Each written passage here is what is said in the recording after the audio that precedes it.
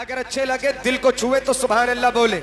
शायर कहता है, पत्थरों को अता करता है रवानी पानी, पत्थरों को अता करता है रवानी पानी, एक हिस्से में जमी, तीन में पानी पानी। पत्थरों को अता करता है रवानी पानी, एक हिस्से में जमी, तीन में पानी पानी।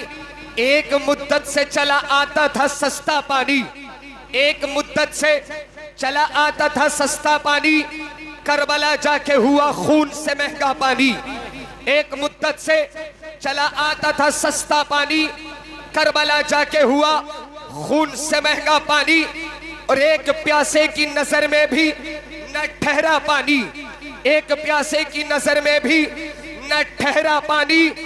डूब जा पानी कहीं देख के गहरा पानी, डूब जा पानी कहीं देख के गहरा पानी। और यूं तो दरकार नहीं था शब्बीर को पानी, यूं तो दरकार नहीं था शब्बीर को पानी। शब्बीर इमाम हुसैन का नाम था। किसका नाम था? इमाम हुसैन से पहले शब्बीर और शब्बर हजरत हारून अलैहिस्सलाम के दो बेटों का नाम था। एक बेटे का नाम शब्बर, एक का नाम शब्बीर, और वो सुरयानी जुबान का नाम था। और उसी सुरयानी जुबान के नाम को शब्बीर और शब्बर को जब अरबी में ट्रांसलेट किया जाता है तो उसका हसन और हुसैन बनता है। उससे पहले दुनिया में कभी हसन और हुसैन किसी का नाम ना रखा गया।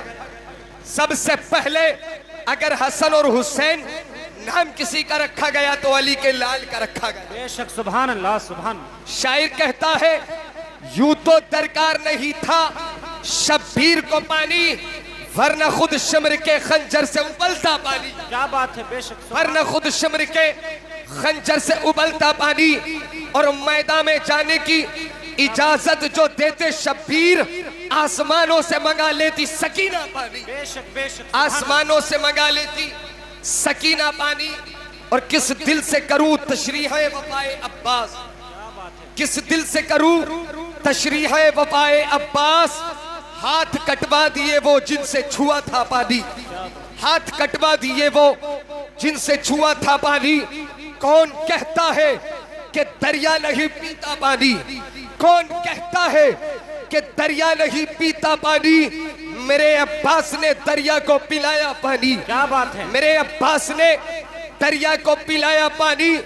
या अली शेर खुदा आपके बेटे शब्बीर, या अली शेर खुदा आपके बेटे शब्बीर, हुक्म देते तो सूरज से बरसता पानी। क्या बात, हुक्म देते तो सूरज से बरसता पानी। और फातिमा हाथ उठाकर जो दुआ कर देती, फातिमा हाथ उठाकर जो दुआ कर देती, करबला तेरे संभाले न संभलता पानी, करबला तेरे संभाले न संभलता पानी। आज हम और आप इमाम हुसैन, इमाम अली मकाम की याद में जमा हुए, इस महफिल को सजाया, पंडाल को सजाया, इस प्रोग्राम को इमाम अली मकाम की निस्बत से किया। लेकिन सच बतलाना, सच्चा जानशीन किसे कहा जाता है? क्या उनके नाम पर चीखना चिल्लाने को सच्चा जानशीन कहा जाएगा, या जिस लिए उन्होंने कुर्बानी दी उस काम को करने में सच्चा जानशीन कहा जाएगा? आज इमाम अली मकाम की वो तारीख जो इमाम अली मकाम ने करबला की सरजमीन पर रकम की, और जब से ये दुनिया बनी और जब तक ये दुनिया रहेगी, वो तारीख ना कोई बना सका था और ना बना सके जो मेरे इमाम ने बनाई, जो मेरे इमाम ने। उस तारीख को हमने त्योहार का दिन बना लिया, हमने मनोरंजन का दिन बना लिया। हमने उस तारीख को 10 मुहर्रमुल हराम को त्योहार के दिन में तब्दील कर दिया। सच बतलाना, क्या वो दिन त्योहार का दिन है? क्या वो मनोरंजन का दिन है? क्या वो ऐशो इसरत का दिन है? शहरो तफरी का दिन है? क्या वो घूमने फिरने का दिन है? क्या वो ढोल ताशे बजाने का दिन है? क्या वो गली गली ताजिए घुमाने का दिन है? क्या वो गली गली ढोल बजाने का दिन है? क्या वो अच्छे कपड़े पहनकर गली गली तमाशे करने का दिन है? क्या वो दिन गलियों में घूमने का दिन है? नहीं मेरे प्यारे, मेरे इमाम ने 72 के साथ करबला का सफर इसलिए नहीं किया था कि आने वाली उम्मत मोहम्मदिया 10 मुहर्रमुल हराम को मेरे नाम पर 10 तारीख को त्योहार का दिन बना ले। मेरे इमाम ने अली अकबर की जवानी को इसलिए नहीं लुटाया था कि आने वाली कौम मेरे इस दिन को 10 मुहर्रमुल हराम को त्योहार का दिन बना ले। इमाम अली मकाम ने अपने 6 माह के बेटे को इसलिए कुर्बान नहीं किया था कि इस दिन में ऐशो इशरत का दिन बना लिया जाए। मेरे इमाम ने अपने भतीजे की जवानी को इसलिए नहीं लुटाया था कि आने वाली कौम कहीं ऐसा ना हो 10 मुहर्रमुल हराम को इसे ऐशो इशरत का दिन बना ले। मेरे इमाम ने हुर की कुर्बानी को इसलिए पेश नहीं किया था कि इस तारीख को त्योहार की तारीख बना लिया जाए। मेरे इमाम ने जो कुर्बानी पेश की थी वो तो इसलिए पेश की थी कि मस्जिद के मिंबर पर खड़े होने वाला इमाम वो नाइबे रसूल बनने का हकदार हो जाए। क्या बात है, बेशक। नारे तकबीर, नारे तकबीर, नारे रिसालत, मसलके आला हजरत उलमाए अहले सुन्नत मौलाना हारून साहब क़िबला जिक्र शहीद आजम, नारे तकबीर, नारे रिसालत। सुभान अल्लाह, सुभान अल्लाह। आज हम और आप इमाम अली मकाम की याद में जरा सोचे करबला का वाक़या, तारीख को पढ़कर देखें, तारीख का मुताला करें। जब हजरत अमीर इमाम, और एक और बात सुन लें, ये बात खास करके अपने जहन में बैठा लें, हो सके तो लिख करके रख लें। ट्रेंड चल रहा है कि हजरत अमीर माविया को जो भी है बुरा कह रहा है, जो भी है वो यजीद की बुनियाद पर अमीर माविया पर निशाना लगाता है। किसी के बेटे के बुरा होने से बाप बुरा नहीं होता, याद रखें। अगर बेटा नालायक है तो बाप नालायक नहीं हो सकता, बाप नालायक है तो बेटा नालायक नहीं हो सकता। कोई जरूरी थोड़ी है अगर बाप नेक है तो बेटा बदबख्त हो सकता है, और बेटा नेक है तो बाप भी तो बदबख्त हो सकता है। कोई जरूरी नहीं है बेटे की बुनियाद पर बाप को बुरा कहा जाए। अमीर माविया कातिबे वही है, वही को लिखने वाले सहाबी है। बेटा अगर यजीद पैदा हो गया तो अमीर माविया का क्या कसूर?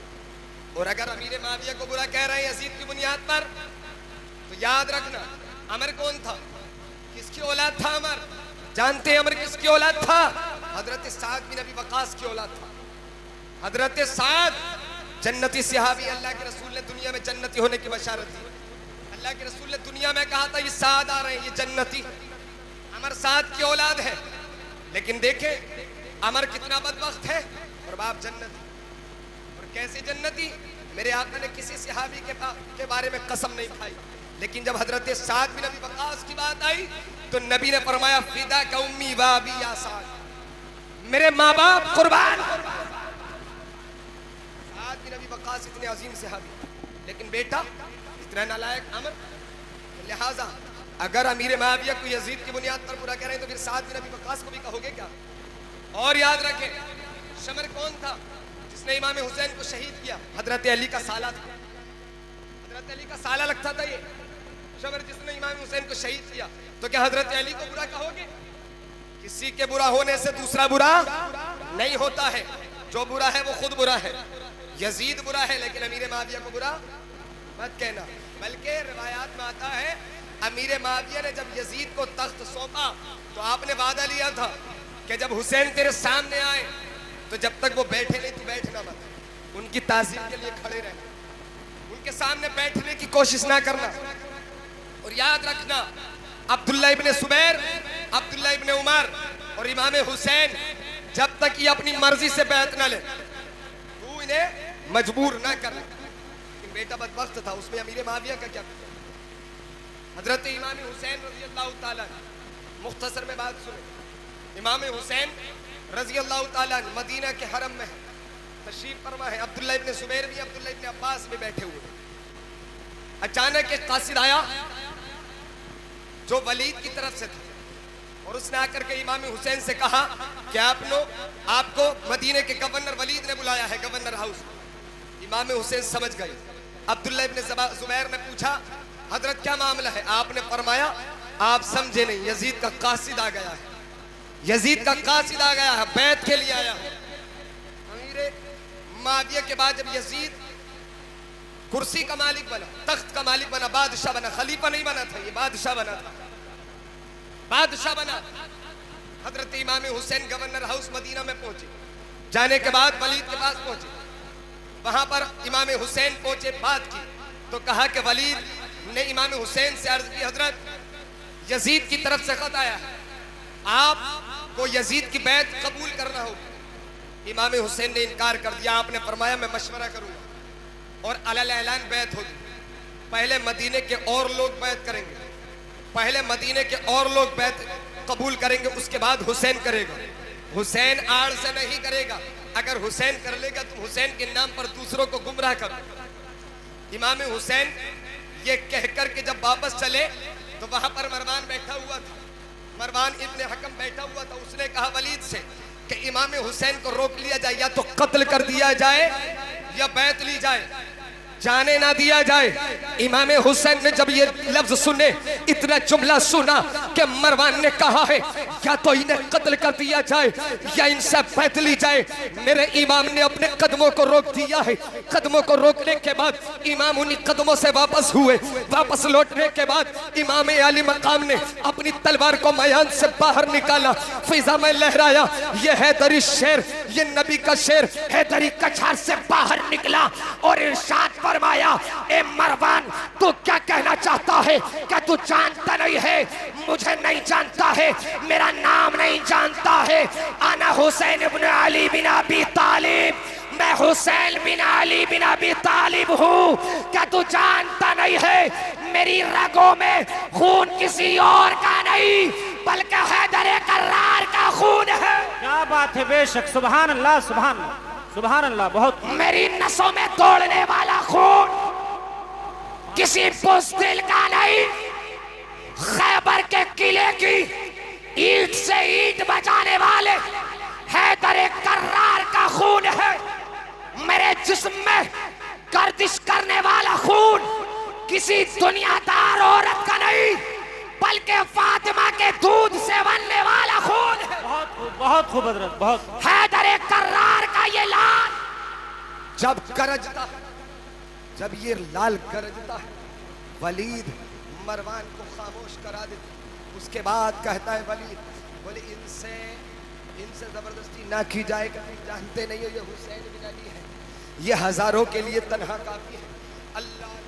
उसके बाद मेरे इमाम गवर्नर हाउस से घर पहुंचे। सैयदा ज़ैनब घर में तशरीफ फरमा है। सैयदा ज़ैनब के चेहरे को देखा, मेरे इमाम की आंखें आंसुओं से भर आती है। मेरे इमाम ने अपनी बहन सैयदा ज़ैनब से इरशाद फरमाया, ऐ बहन सामान को पैक कर लो, सामान को बांध लो, सामान को तैयार करो। बहन ज़ैनब अर्ज करती है, भाई हुसैन आखिर क्या वजह है? आपने इरशाद फरमाया, ऐ मेरी बहन मदीना छोड़ना पड़ेगा, मदीना को अभी छोड़ना होगा, अभी छोड़ना पड़ेगा। अल्लाह अल्लाह, कौन सा मदीना छोड़ा जा रहा है? किस मदीने को छोड़ने की बात की जा रही है? किस शहर को छोड़ने को कहा जा रहा है? किस घर को छोड़ा जा रहा है? किस दर को छोड़ा जा रहा है? कौन सा शहर है जिसे इमाम छोड़ने की बात कर रहे हैं? कौन सी जगह है जिसे इमाम छोड़ रहे हैं? सैयदा ज़ैनब की आंखें आंसुओं से भर जाती है।